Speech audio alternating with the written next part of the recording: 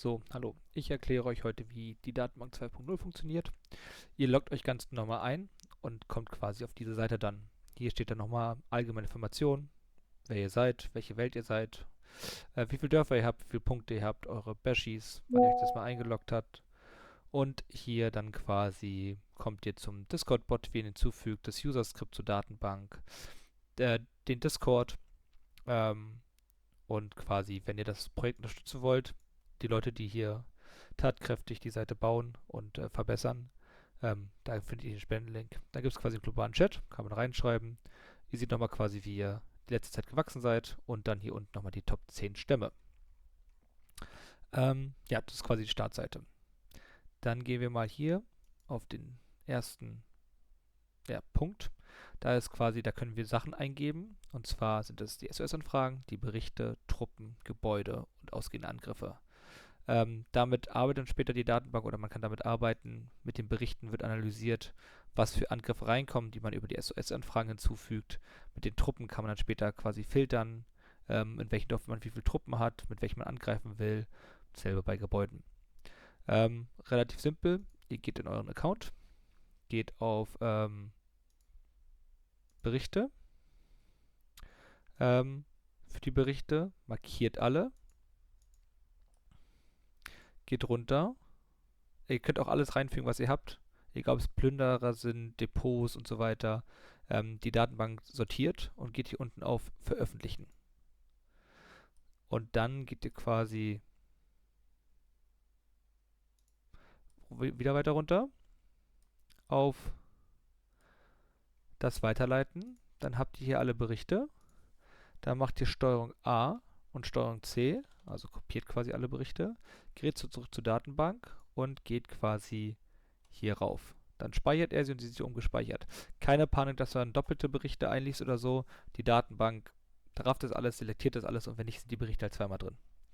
Wenn das nicht funktionieren sollte, aber prinzipiell sortiert sie alles. Für die Truppen geht ihr auf Übersicht, auf Truppen, Steuerung A, Steuerung C, geht hier auf Truppen, fügt sie ein und gespeichert. Dasselbe für Gebäude. Ihr geht auf Übersicht, auf eure Gebäude, Steuerung A, Steuerung C, Gebäude eingefügt und auch hier speichert er sie. So, und für Angriffe muss natürlich ein Angriff kommen. So, und dann habt ihr quasi hier eure Angriffe oben. Egal ob es 1 oder 50.000 sind, ihr klickt drauf, drückt auf alle auswählen. Wenn es natürlich mehrere Angreifer sind, müsst ihr es pro Seite machen. Drückt auf Unterstützung anfordern. Kopiert, geht hier rein, drückt Steuerung A und Steuerung C, kopiert quasi alles daraus und geht zurück zur Datenbank und geht hier auf SOS-Anfragen, fügt sie ein und der speichert euch die Angriffe. So, dann speichert euch die Angriffe und wir sind quasi auf dieser Seite fertig, haben alles hinzugefügt. Ihr könnt natürlich auch eure ausgehenden Angriffe hinzufügen. Mache ich jetzt nicht, weil ich keine habe. Wenn ihr jetzt auf Dörfer geht, dann könnt ihr quasi hier das, was ihr vorher eingefügt habt, eure Truppen alle sehen, pro Dorf aufgelistet, welche Truppen ihr quasi eingespeichert habt. Das sollte man halt regelmäßig machen, damit eure Truppen immer aktuell drin sind. Und bei Gebäude seht ihr halt quasi, welche Gebäudestufen man hat. Wenn ihr jetzt auf Suche geht, dann gibt es einmal Dorffilter und Suche. Wir fangen mit Suche an. Hier könnt ihr quasi nach Spielern suchen. Ich suche einfach nach mir selbst mal. Geht drauf, drückt auf Suchen. Und dann findet man über den Spieler alle Informationen. Also welchen Stamm der ist, wie viel Durchschnitt er Punkte hat, sein bester Rang, seine Bashies. Dann, wenn er zu euch gehört, auch wie viele Berichte er eingelesen hat, wie viel Stammeswechsel er hinter sich hat und so weiter. Dann auch, wenn man die Information hat durch die Berichte, wie viel oft der im Durchschnitt hat, wie oft der im Durchschnitt faked, wie er tappt, wie groß seine Def ist. Und dann natürlich auch, wo der Spieler auf der Karte hockt, wenn der Spieler groß genug ist. Ja, dasselbe könnt ihr natürlich auch mit dem Stamm machen. Ich mache jetzt einfach mal Legion, sucht die, dann haben wir quasi den Stamm, dann haben wir die ganzen Informationen über die, wie viele Dörfer die Spieler im Durchschnitt haben und dann halt, wo der Stamm verteilt ist. Genau. Und bei Dorffilter könnt ihr halt die Suche quasi nach, ich kann jetzt wieder hier einen Namen eingeben, drück auf Filtern und dann seht ihr quasi nochmal von dem Spieler alle Dörfer und wie die Datenbank sie zugeteilt hat. Also ich habe 16 Dörfer und da ich keine Berichte über mich selbst hochgeladen habe, also keine vollen Berichte, ähm, sind alle Dörfer unbekannt. Aber so könnte man quasi rausfiltern, sind es Off- oder sind es Dev-Dörfer, ist ein Wachturm da. Man kann ja auch quasi sagen, also man kann ja auch nach Radiusen filtern. Dafür ist sie halt ganz gut. Genau, dann kommen wir schon zu den Berichten. Sehr relativ simpel. Hier sind die Berichte, die man hochgeladen hat. Wenn man über die Berichte hovert, dann findet man auch quasi so eine Schnellansicht über den Bericht. Das sind natürlich bei mir jetzt alles Farmangriffe, dann wie sie waren. Und hier oben kann man quasi filtern nach den Berichten. Ähm, Dann gibt es quasi noch die UT-Berichte. Genau dasselbe. Ich habe keine hochgeladen, aber hier kann man quasi die finden. Man kann auch übrigens in den Berichten dann natürlich nach Spielern filtern, nach Stamm filtern, nach Koordinaten filtern und die alle so sich raussuchen, wenn man die haben will. Genau, damit haben wir das hier quasi auch fertig. Bei Angriffe. Da gibt es dann quasi einmal die eigenen Angriffe. In dem Fall seht ihr hier, ich habe den einen Angriff eingelesen vorne. Man sieht ihn jetzt hier. Man sieht, dass es die Datenbank als RAM-Typ spezialisiert hat, wer der Angreifer ist, woher das Dorf kommt, also woher es kommt, was das Ziel ist. Hier würde man sehen, wie viele Berichte er zu dem gefunden hat. Er findet natürlich keinen. Und dann, wie er das einstuft. In dem Fall stuft er es als Fake, als kleinen Angriff ein. Hier gibt es diverse Gründe. Fake, weil Dorf letztens erst geadelt, weil Truppen letztens erst gestorben, Death-Dorf, durch Wachturm entdeckt und so weiter und so fort. Da hier zum Beispiel Wachturm, im Wachturm drin. Und beim Doppler sieht man quasi, wie viel er aus diesem Dorf angreift, damit man quasi auch filtern kann. Ja, und dann kann man hier quasi oben wieder ganz normal filtern. Der Vorteil hier dran ist, wenn man das Datenbankskript eingearbeitet hat, kann ich euch mal zeigen, und ihr jetzt quasi zurück auf euer Dorf geht, dann seht ihr unten so diese Datenbank und ihr seht quasi, dass alles leer ist davon. Aber in dem Dorf, wo ich den Angriff bekomme, jetzt muss ich gucken, welches Dorf das ist, da seht ihr quasi das, was er hier reinspielt, hier zurückgespielt. Also ihr habt quasi Einheiten RAM, es kommt aus diesem Dorf, da kommt es an und er deklariert das als Fake, weil es ein kleiner Angriff ist. Ja, und so könnt ihr halt quasi das hier quasi drin haben pro Dorf schon mal. Genau, zurück zur Datenbank. So, dann sind wir bei Angriffen. Bei aller Angriffe, wenn ihr dafür freigeschaltet seid, also eure SF muss euch für gewisse Sachen freischalten, würdet ihr halt alle Angriffe eures Stammes sehen. Wenn ihr dafür nicht freigeschaltet seid, seht ihr quasi nur euren eigenen. Das ist genauso wie Berichte. Bei Berichte seht ihr entweder nur euren eigenen oder wenn ihr euch die SF freigeschaltet habt, seht ihr alle Berichte des Stamms. Dann gibt es Angriffe übertragen. Hier filtert er halt quasi dazu, welche Angriffe kommen. Also ist es ein Off-Dorf, Fake und so weiter. Dann findet er das und dann kann man quasi das nehmen und damit seine Angriffe über einen Skript umbenennen im Stämme-Account. Habe ich jetzt nicht. Hier ist das User-Skript, was man runterladen kann. Und dann ist hier quasi die Anleitung, wie das macht. Das nur zur Information. Dann gibt es quasi Tab-It. Da könnt ihr quasi den SOS-Bericht von jemandem, den ihr habt, hochladen. Ich zeige es, weil ich keinen habe von einem, zeige ich euch das quasi jetzt an Tab-It händisch. Ist quasi genau das gleiche. Deswegen ist es wichtig, eure Truppen einzulesen. Ich gebe jetzt ein, ich will zum Beispiel ein Dorf haben, was mindestens 1000 Speerträger hat. Und sage, okay, ich habe keinen Freundschaftsbonus, ich habe keinen UT-Booster, ich habe keine, also ich will Anzahl Ergebnisse, ich will 10 Ergebnisse sehen. Soll der Paladin ignoriert werden, keine doppelte Verteidigungsdörfer erlaubt und als Unterstützung senden, also das sind quasi Filter, die ihr an- und ausmachen könnt. Dann gebt ihr quasi das Dorf an, wo es hinlaufen soll. Ich gebe jetzt quasi mein Dorf zum Beispiel ein und sage, okay, es soll am 6.6. Spätestens um 23 Uhr 26 und 45 Sekunden sollen meine Truppen da sein. Dann könnt ihr hier Zahlen zufügen, könnt quasi mehrere Dörfer auswählen, dann drückt ihr auf Angriff berechnen und dann konnten keine gültigen Angriffe berechnet werden. Ja, dann konnten keine gültigen berechnet werden, weil ich momentan alle auf Raubzug habe anscheinend. Das heißt, ich gebe jetzt einfach mal 100 ein, drücke auf Angriffe berechnen und dann zeigt euch quasi, okay, berechnete Angriffe, Ähm, Da können die alle herkommen aus diesen Dörfern. Natürlich gibt es nur dieses ein Zieldorf. Speere sollen kommen. Und dann halt, wenn ich sie abschicken soll, damit sie da rechtzeitig ankommen können. Dann habt ihr quasi hier einen Link, da drückt ihr drauf, dann öffnet sich ein extra Tab und dann könnt ihr quasi ist schon eingegeben, wie viel ihr habt und drückt auf Unterstützen oder Angriff, je nachdem, was ihr machen wollt. Hier unten habt ihr noch quasi den Workbench-Code und hier unten einen BB-Code. Und wie gesagt, dasselbe könnt ihr quasi bei Tabit, könnt ihr das mit einem SOS-Code machen. Dann gibt es noch aktuelle Retimes. Hier werden quasi alle Retimes, die ihr machen könnt, aufgelistet, da wir keinen Angriff momentan haben, auch kein Retime. Und bei Daily Attacks, da kann man quasi, da muss, könnt ihr quasi eine Liste auswählen. Die Liste muss eure SF erstellen. Wenn ihr die ausgewählt habt, könnt ihr sagen, okay, wie viele Koordinaten, also wie viel wollt ihr haben? Sagt 10, wenn ihr es leer lasst, alle. Dann könnt ihr noch weitere Filter setzen, wenn ihr wollt. Und dann geht ihr auf Koordinaten anzeigen. Und dann zeigt er euch quasi Koordinaten an. Und die sind immer für den Tag gelöscht. Und nächsten Tag kommt die quasi wieder. Und das sind quasi, so kann eure SF oder Off-Koordinator eine Liste mit Leuten zeigen, die täglich gefaked Angriffe kriegen sollen und so weiter. Und so könnt ihr euch fast immer auslesen und habt quasi immer eure täglichen Aufgaben, eure täglichen Angriffe zu tun. Genau, damit sind wir bei Angriffe fertig. Dann kommen wir zu Tools. Bei Tools gibt es einen Angriffsplaner.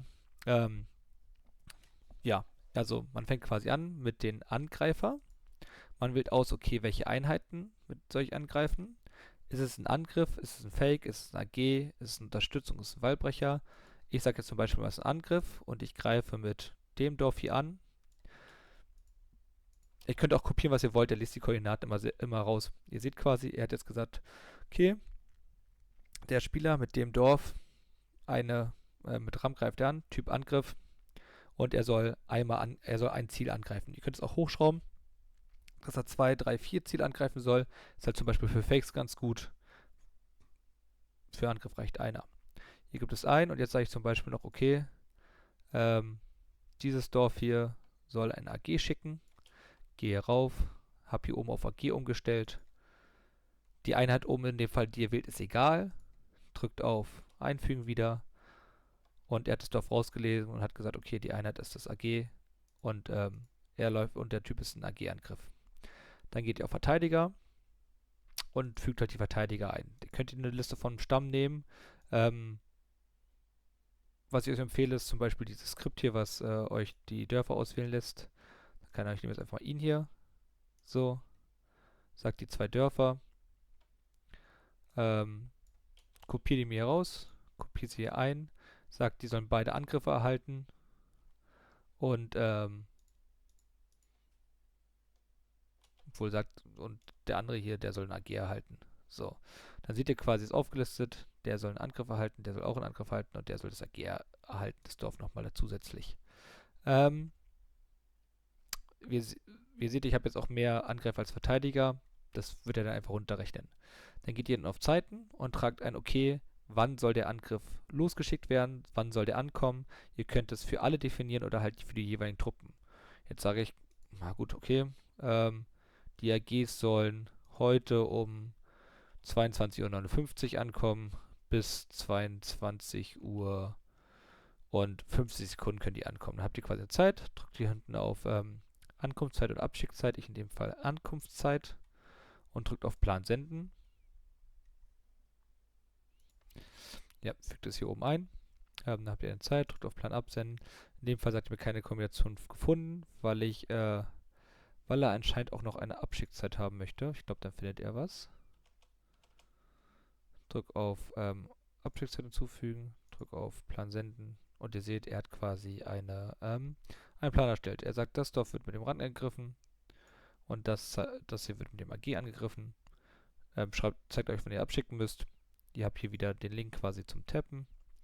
Und hier habt ihr quasi die BB-Codes und den Plan für die Workbench.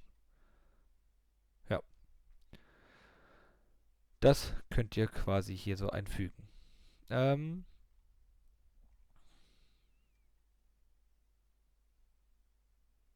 Dann kommen wir zum nächsten Tool, zum Workbench DSU. Hier ist quasi einfach, ihr könnt den Plan von der Workbench auf DS Ultimate ummünzen. Da einfach einfügen, kopieren und dann übertragen auf DS Ultimate. Ihr könnt es als UV-Plan erstellen, nach Spieler gruppieren.